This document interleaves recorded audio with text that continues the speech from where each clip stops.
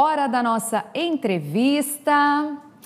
Bom, o assunto é o seguinte: termina amanhã o prazo para a entrega da declaração de imposto de renda à pessoa física. Para quem tem empresa, o prazo depende da tributação, mas todos precisam declarar e os empreendedores devem tomar alguns cuidados nesse momento. É exatamente sobre isso que a gente conversa agora ao vivo com Adriano Gomes, que é sócio-diretor da Métode Consultoria. Adriano, bem-vindo! Você fala de onde ao vivo com a gente? Olá, Milena, uma boa noite a todos. Eu falo de São Paulo, a gente está aqui a todo custo aqui com um monte de gente trabalhando para a entrega das declarações. Ah, sim, imagino a correria. É verdade que brasileiro ainda deixa muito para a última hora? Esses 7 milhões aí que ainda não prestaram contas, hein?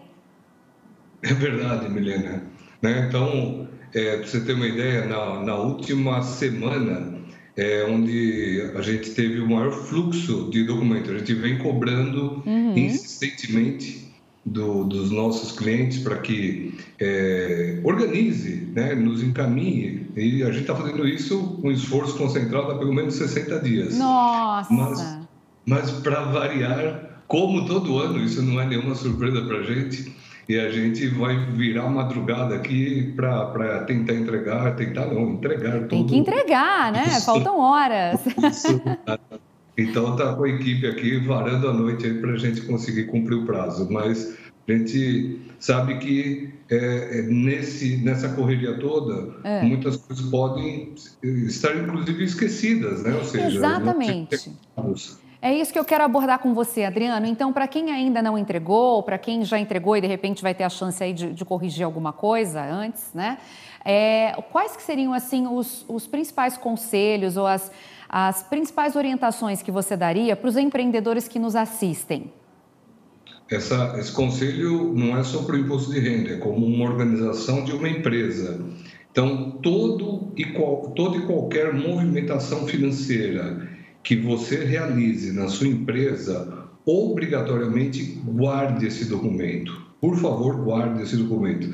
Se você não está ainda habituado a fazer isso de forma digital, organizar isso em pastas digitais, não tem nenhum problema. Pegue o papel, coloque numa pasta, organize aquilo por meses, preferencialmente, se puder, organizar até por datas, entregue para o seu contador de confiança, que isso aí é a matéria-prima.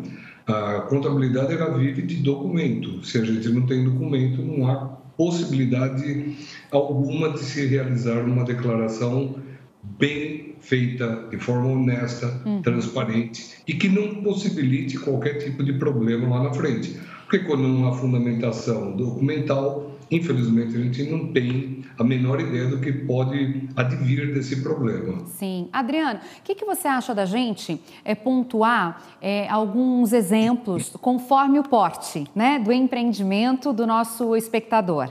Então, por exemplo, os MEIs, uma dica para os MEIs, que tipo de despesa, você disse para fazer todas, né, mas quais que são as mais assim recorrentes que o pessoal nem se liga que isso era importante ter guardado para poder fazer o imposto de renda? O mais comum agora, Milena, tem sido o Pix, que se por um lado ele facilitou bastante a transação, a compra de mercadoria, mesmo na prestação de um serviço, o recebimento, né, desses valores da outra ponta, quando a maior parte lida efetivamente no B2C, de frente ali com o cliente final, e não há, portanto, o registro, muitas vezes ele apaga esse PIX, não faz sequer um registro dessa transação. Então, tem sido aqui uma batalha bastante grande, feroz nossa aqui na organização dessas informações por meio de PIX. Agora, o PIX é fácil conseguir o registro e mandar para vocês, porque dá para tirar no extrato do banco, né? E de repente fazer um print das páginas, por exemplo? Sim, mas é isso. Muitas vezes na movimentação financeira ali a gente não sabe se aquilo foi uma compra da mercadoria ou do serviço, entendi. De um serviço, se foi o pagamento de uma despesa, né? Então a gente não tem como fazer o depara, como a gente fala, né? Então, qual foi o objetivo? Qual foi a finalidade? É muito fácil hoje, por exemplo, você vai numa casa lotérica e muitas vezes você está sem dinheiro e você pode pagar ali com um código Pix, alguma Sim. conta.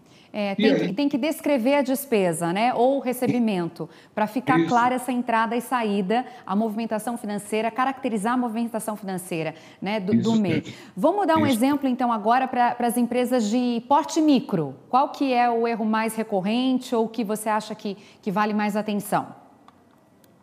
É muito semelhante, viu, Milena? É muito semelhante. O erro, ele muitas vezes ele independe do tamanho da empresa.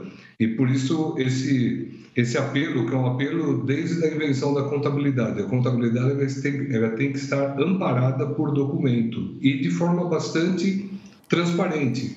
Como esse que você bem exemplificou, para quem está desse lado aqui da mesa, a gente está vendo um extrato. Naquele extrato está mostrando que uma saída, digamos, R$232. Está claro, né? Eu entendi essa parte. Mas o que foi adquirido naquela data, exatamente por R$232, a gente não faz a menor ideia. Mas, Adriano, eu queria que a gente ilustrasse um pouco mais para a gente abranger ainda mais a nossa audiência. Então, por exemplo, saindo do status MEI, do porte MEI, aí a pessoa já se torna um microempreendedor, de repente ela tem funcionários, né? O dia a dia dela é outro. Então, ela já entendeu que ela precisa fazer esse registro de entrada e saída. Agora, que outro tipo, por exemplo, de questões ou de orientação a gente poderia dar para o microempreendedor, para o empreendedor de pequeno porte, que a gente também está com eles aqui. De repente, quem nos assiste já aprendeu essa lição. Eu queria que você ilustrasse mais exemplos para a gente aproveitar esse tempinho que você está dedicando a nós, né? Que daqui a pouco você vai madrugada dentro aí, né? Com seus clientes. Estamos de pantufa aqui, né? Então o que ocorre? Quando a envergadura da empresa é um pouco maior, o que mais tem ocasionado assim de problemas de informação, digo sempre problemas de informação, é saber exatamente o cruzamento da pessoa física com a pessoa jurídica, ou seja, a gente tem que ter esse cuidado muito grande. Todo orientador financeiro, consultor, contador, enfim, ele tem que saber rigorosamente na sua pessoa física qual foi o desdobramento. Então, quando houve o pagamento de prolabore, por exemplo, aquilo tem que estar claro para a gente que foi prolabore, que houve o recolhimento dos tributos relacionados ao prolabore. Muitas vezes houve o quê? Uma distribuição de lucro. A pergunta é, muitas vezes o empresário acha que foi uma distribuição de lucro e ele nem consulta o seu contador. Havia lucro a ser distribuído? Essa é uma outra pergunta. Muitas vezes não foi feito isso conforme o lucro, né, minimamente disponível. Então, foi feito, na verdade, o quê? Um empréstimo da empresa para com o empresário, ou vice-versa. Muitas vezes a empresa precisava de um recurso e ele aportou esse recurso. Não foi feito ou se esqueceu de ser realizado um contrato de mútuo. Então, é necessário ser realizado esse contrato, fazer o recolhimento do IOF, pagar a multa pelo atraso. Enfim, todos esses consertos e arranjos a gente vê exatamente agora na cara do gol, que é a declaração do imposto de renda. Ai, perfeito. Gostei, Adriano. Agora ficou bem ilustrado para a gente e a gente conseguiu falar com todo mundo que nos assiste, né? Se você ainda não se atentava para isso, uma pena, agora ficou em cima da hora, né? Para você correr atrás de todo esse tipo de informação, fatalmente vai esquecer de muita coisa, vai deixar de declarar muita coisa, mas que sirva pelo menos de aprendizado para você, a partir de amanhã, inclusive,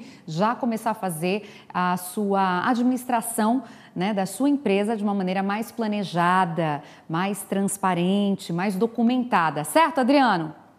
Certo. E se porventura vier a ser descoberto isso, não tem nenhum problema. Faça uma declaração retificadora, deixe tudo isso muito claro, né? Ou seja, nossa orientação é sempre pela legalidade, pela transparência, que é a base de toda a governança. Se a gente não tem isso, a gente não tem uma empresa bem governada. É isso aí, demonstrar a boa intenção, né? Que aquilo de fato foi um erro e não alguma coisa que foi cometida de propósito, né? Exatamente. Deixar registrado. Muito bem. Adriano, prazer te conhecer, viu? Volte sempre, tá? Boa sorte aí nessa madrugada, sucesso! Que dê tudo certo para todos os seus clientes. Muito obrigado. Uma boa noite para vocês. Até a próxima. Tchau, tchau. Tchau.